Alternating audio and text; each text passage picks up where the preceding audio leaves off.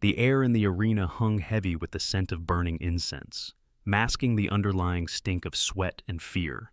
You could hear the murmur of the crowd first, a low rumble like distant thunder before the screams began.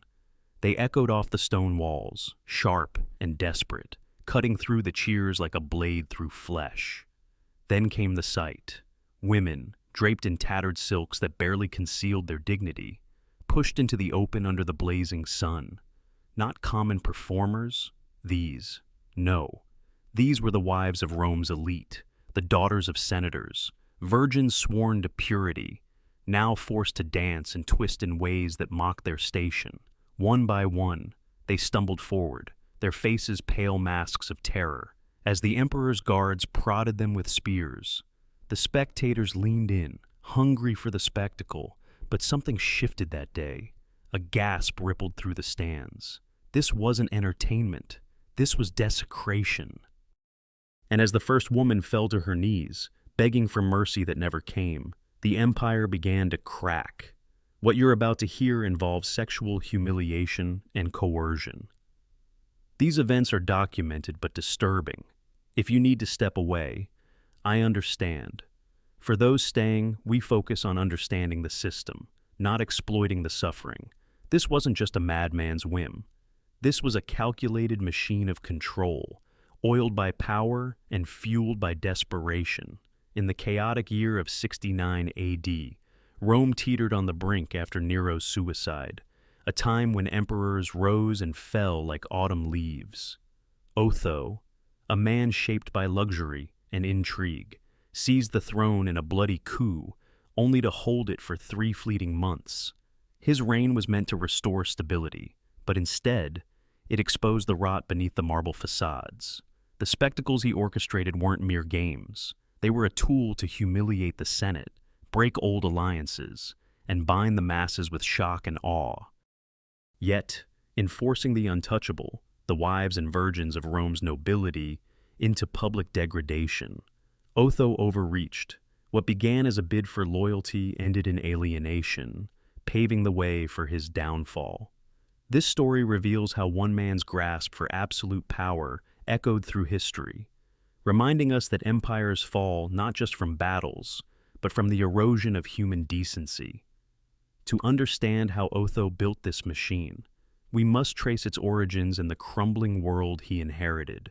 Rome in the late 60s AD was a vast beast, stretching from the misty forests of Germania to the sun-baked sands of Egypt. The empire's heart, the city itself, pulsed with over 1 million souls, merchants haggling in the forums, slaves toiling in the shadows, and senators plotting in gilded halls. But the beast was wounded. Nero's tyranny had drained the treasury, inflamed rebellions, and left a power vacuum that sucked in ambitious men like Otho. Otho was born Marcus Salvius Otho in 32 AD, into a family of new nobility, elevated by Augustus but still hungry for more. His father, a stern consul, tried to curb the boy's wild ways with beatings, but it only drove him deeper into rebellion. As a young man, Otho roamed the nights, assaulting the weak for sport, tossing them in blankets like playthings. He craved the spotlight, adorning himself with wigs and perfumes, his body plucked smooth in the fashion of the elite.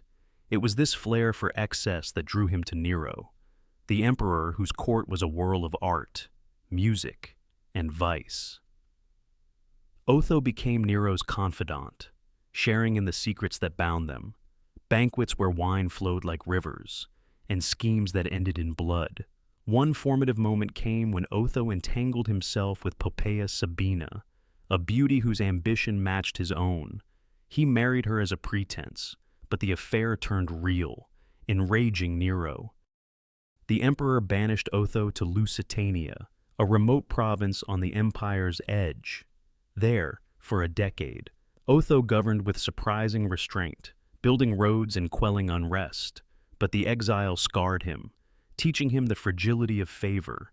When Nero fell in 68 AD, Otho saw his chance.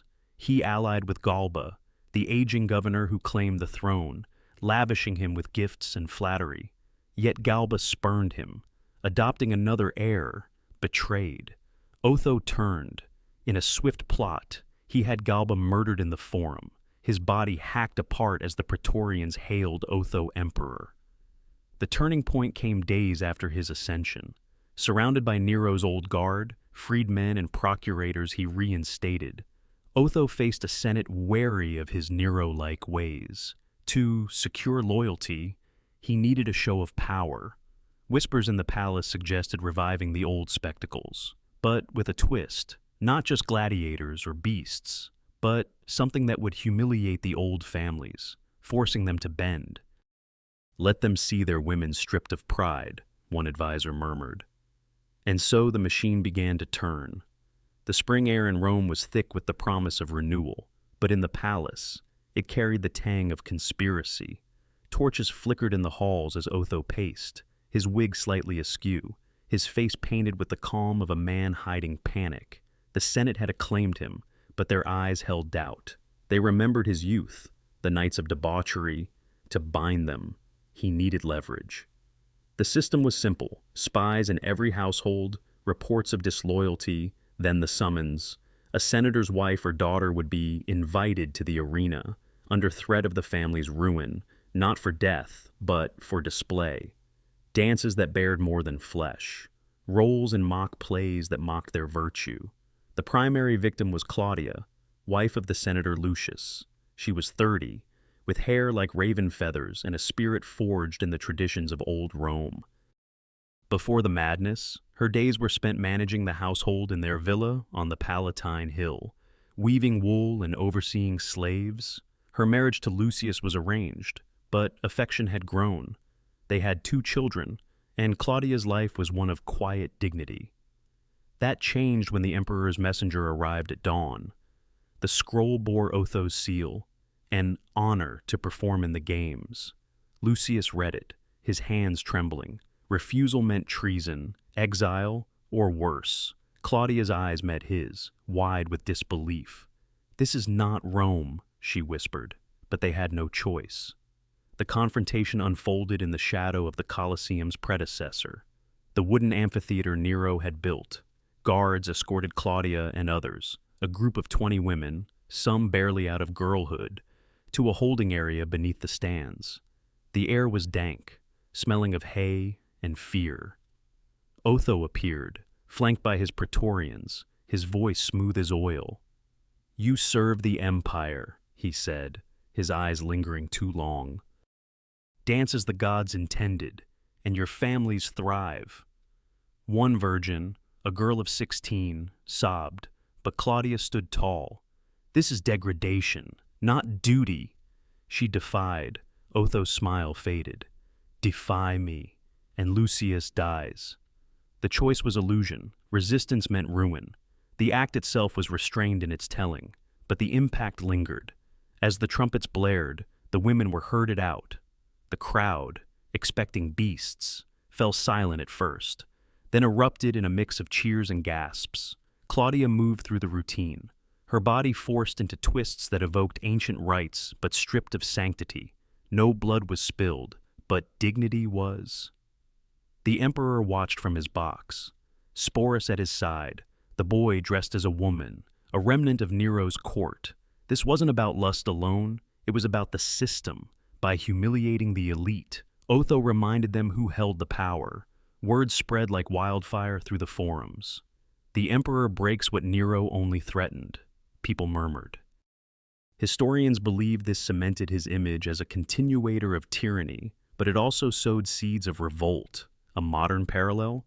Think of how dictators use public shaming to crush opposition, turning private lives into political weapons. But that wasn't the worst part. As the spectacles escalated, Otho shifted perspective, viewing them through the eyes of his enforcers. The machine had layers, guards who selected the women, based on reports from informers. Incentives were clear, loyalty earned gold, failure meant demotion. Lucius, the senator, became our witness. A man of 50, with a beard streaked gray and a limp from old campaigns. He had served under Nero without stain. Now, forced to attend, he sat in the stands, his fists clenched. The beauty amid the horror struck him, the sun glinting off the arena sand, the colorful banners fluttering like mocking flags. He saw Claudia among them, her eyes finding his in the crowd. A quiet detail, the way she clutched a small amulet, a token from their wedding, broke him more than the display. The persecution spread beyond Rome. In the provinces, governors emulated the emperor, staging smaller versions to curry favor. Whole families felt the reach. A merchant's widow in Ostia, a bishop's daughter from the east. Numbers were vague, but estimates suggest hundreds affected in those months. Not all perished, but lives emptied like abandoned villas. Otho justified it as restoring order, but it was erasure, wiping away old loyalties to forge new ones. Amid the intensity, a breather, one night. Lucius slipped into the palace gardens, the air cool with jasmine. He thought of simpler times, a meal of bread and olives shared with Claudia. The irony? The spectacles meant to unite the masses instead divided them. Whispers turning to plots. What happened next would alarm an entire empire. The climax built in the third spectacle, held as Vitellius's legions marched south. Otho, sensing threat, demanded more. This time, the women were to enact a mock wedding rite, virgins paired with gladiators in a twisted parody. Time slowed as Claudia was pushed forward, the crowd's roar fading to a hum. The sensory assault was total, the scratch of coarse fabric, the metallic tang of sweat, the glare of the sun. At the peak, a girl resisted, slapping a guard. Chaos erupted.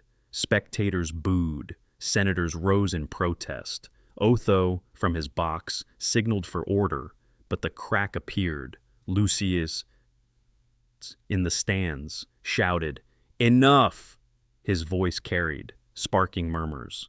The system faltered. Guards hesitated. The women huddled together. The breaking came swift. That night, reports reached Otho of Senate defections. His overreach had alienated the very men whose support he needed. In the camps, soldiers grumbled. Many had wives or daughters. Vitellius exploited it, promising reform. Otho marched north, but at Bedriacum, his forces crumbled. 40,000 fell in the mud, but Otho didn't fight. He retired to his tent, distributed coin to his men, and burned his letters. In the dawn, he plunged a dagger into his chest, aged 37. "Let no more blood spill," he said. His suicide, meant to end the strife, became legend. The aftermath saw Vitellius acclaimed, but the machine's echo lingered. Survivors like Claudia returned home, scarred but alive. Lucius and she rebuilt, but the trust was fractured. Power shifted north. With Vitellius's brief reign of gluttony before Vespasian's rise, long-term, the year scarred Rome, leading to Flavian reforms. One ironic detail, the documents Otho burned, meant to protect, were reconstructed from memory, condemning his memory further. Modern discovery brought it back. In 1892, archaeologist Giacomo Boni unearthed tablets near the Forum, inscribed with Senate decrees from 69 AD. Boni, an Italian scholar with a keen eye for detail, pieced together fragments mentioning imperial mandates on public displays. What they proved, the spectacles were real, though numbers disputed. Estimates range from dozens to hundreds affected, tangible now, held in Rome's museums. They make the horror human, a name etched in stone, a plea unfinished. Why it matters today. This teaches how power corrupts through humiliation, a tool still used in regimes that strip dignity to maintain control. The universal truth, resistance starts small, a shout in a crowd, but it can topple thrones. Echo the opening. The arena stands silent now.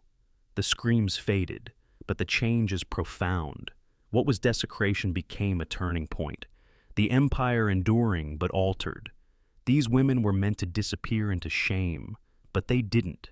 Their stories survive in the stones, in the chronicles, in the lessons we draw, and now they're here with you because you chose to listen.